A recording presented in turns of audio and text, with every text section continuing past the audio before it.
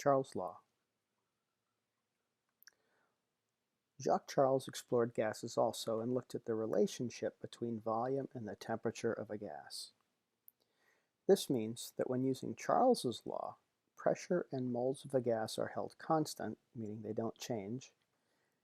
Charles' law dealt with the relationship of volume and temperature. The one caveat to using Charles' law is that the temperature must be in Kelvin. Here's an example. So we've got a problem that states that the volume initially is at 20 liters at 0 degrees Celsius, and our changed volume is 45 liters, and we are to find out the new temperature. So again, we identify our variables. V1 is 20 liters, T1 is 0 degrees C, V2 is 45 liters, and T2 is what we're trying to find out. So once again, just as we did for Boyle's law, make yourself a shopping list of all the variables.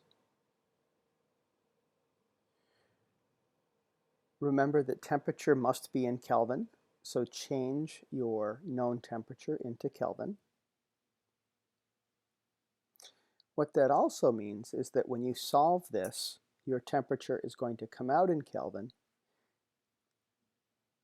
and that you are going to have to turn Kelvin back into degrees C.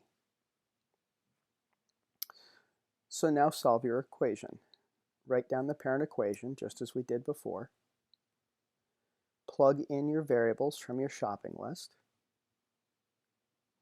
This is a little more complicated to solve. It's called a two-step algebra problem. And so the first step is to cross-multiply to get everything up on one line. And the second step, just like it was in Boyle's law, is to divide both sides by 20 liters to get T2 by itself. So again, using dimensional analysis, we can get rid of the units, leaving our answer in units of Kelvin, and then we can solve for the math part of the problem. 20 over 20 is 1. And so we rewrite our equation after we've canceled everything out, and we solve for T2, which leaves us with 614 Kelvin.